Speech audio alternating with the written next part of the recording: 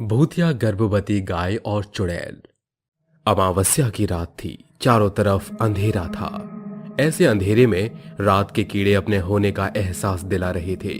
चंद्रमा को इतने गहरे कोहरे ने अपने आगोश में ले रखा था कि चारों तरफ काला अंधेरा था। जंगल से जंगली जानवर जैसे भेड़ियों के चिल्लाने की आवाज आ रही थी। रात के कुत्ते भी गली का कोना पकड़कर सो गए थे। तभी उनमें से एक कुत्ता उठता है और यहाँ वहां देखकर वापस सो जाता है। तभी अचानक से गांव में एक भूतिया गर्भवती गाय और एक चुड़ैल रामू के घर जाती है। ये है वो आदमी जिसकी वजह से आज हमारी ये हालत हुई है।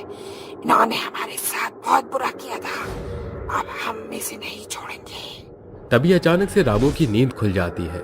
हे भगवान, चुड़ैल! इतनी रात में ये चुड़ैल कहां से आ गई? तभी अचानक से चारों तरफ आंधी तूफान चलने लगता है। उनके कमरे की खिड़की दरवाजे जोर जोर से बजने लगते हैं। तभी चुड़ैल अपनी जादुई शक्तियों से उन्हें कमरे के अंदर एक दीवार पर चिपका देती है। अब मुझसे भाग कर कहां जाओगे? तभी चुड़ैल अपनी शक्तियों के द्वारा रामू के हाथों पर कील ठोकने लगती है, जिसके बाद वो अपनी जिंदगी की भीख मांगने लगता है। चुड़ैल, मैं तेरे आगे हाथ जोड़ता हूँ, मुझे छोड़ दो। चुड़ैल उसकी एक नहीं सुनती और उसे अपनी शक्तियों द्वारा दीवार पर चिपका देती है और उसके दोनों हाथों पर कील गाड़ देती है और उसे एक दर्दनाक मौत देती है। छोड़ दूं? अरे ऐसे कैसे छोड़ दूं? मैं भी तड़पती थी, तो अब तुम भी तो तड़पोगे। ये कहने के बाद चुड़ैल और भूतिया प्रेग्नेंट गाय शाम के घर आती है। बड़े आराम से सो रहा है, अब तो जिंदगी भर के लिए सो जाएगा।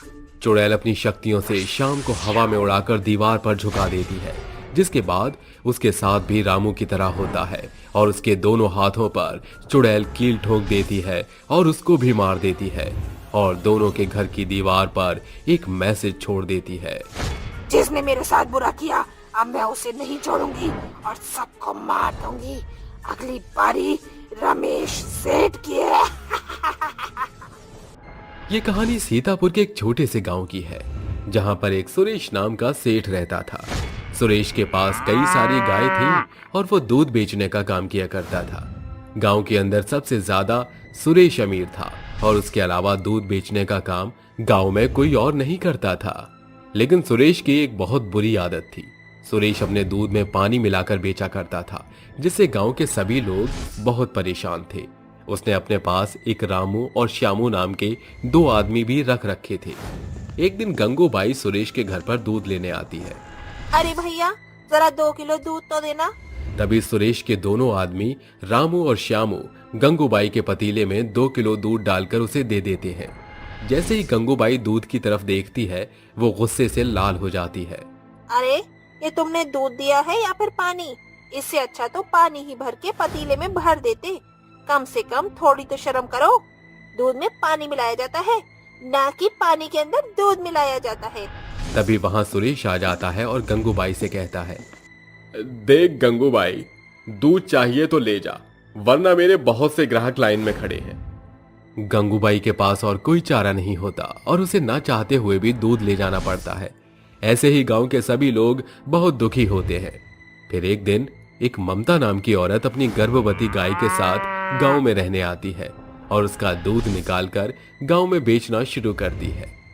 ममता अपनी गाय के दूध में कोई मिलावट नहीं करती थी, जिसकी वजह से गांव के लोग बहुत खुश होने लगे और सुरेश को छोड़कर उसी से दूध लेने लगे। धीरे धीरे ममता की बहुत अच्छी कमाई होने लगी। जैसे ये बात सुरेश तक पहुंची, वो आग बबूला हो गया। इस छोरी ने तो हमारा धंधा ही चौपट कर दिया। यो छोरी हमारे लिए तो बहुत हानिकारक है। इसका तो कोई इंतजाम करना ही होगा, वरना ये छोरी मन ने सड़क पर लाके खड़ी कर देगी। ये सोचकर सुरेश उसी दिन रात को रामू और श्यामू को 50,000 रुपए देता है और उन्हें ममता को जान से मारने के लिए कह देता है। पैसों के लालच में आकर रामू और श्यामू ममता के घर जाते हैं और उसी के सामने उसकी गर्भवती गाय को मारने लगते हैं। हाँ, ये देख, इस गाय के जरिए तूने हमारे धंधे पर मक्खी भिनवा दी। अब देख मैं तेरी गाय का क्या हाल करता हूँ। तभी रामू और श्यामू दोनों मिलकर गाय को हर जगह से काटने लगते हैं। कभी उसकी गर्दन काटते तो कभी उसके हाथ पैर। ये सब ममता से देखा नहीं जाता और वो गिड़गिड़ाते हुए कहती है, हमने तुम्हारा क्या बिगाड़ा है? हमें छोड़ दो, हमें जाने दो। हम तुम्हारे आगे अपनी जान की भीख मांगते हैं। मैं अपनी गर्भवती गाय को लेकर इस गांव से बहुत दूर चली जाऊंगी और दोबारा लौटकर कभी नहीं आऊंगी। अब घनी देर हो गई मैडम जी, सेठ ने तुझे मारने के पूरे 50,000 रुपए दिए हैं। ये कहकर श्यामू ममता के पेट में चाकू घोंप देता है, जिसके बाद ममता अपनी गर्भवती गाय के साथ वहीं तड़प तड़प के मर जाती है और वे दोनों वहां से चले जाते हैं। तभी वे दोनों एक भयानक चुड़ैल बन जाती हैं। नहीं छोड़ूंगी, किसी को नहीं छोड़ूंगी। अपनी मौत का बदला हर किसी से लूंगी। चुड़ैल अपनी भूतिया गर्भवती गाय के साथ एक दिन रात के समय रामू और श्यामू के घर जाती है और उसे तड़पा तड़पा कर मार देती है। अगले दिन ये खबर गांव के हर एक कोने में फैल जाती है और रामू श्यामू के घर बहुत भीड़ लग जाती है। कितनी बेरहमी से मारा है इन दोनों को। ये किसी भूतिया चुड़ैल का काम लग रहा है। अरे जा राजू, जल्दी से सुरेश सेठ को लेकर आ।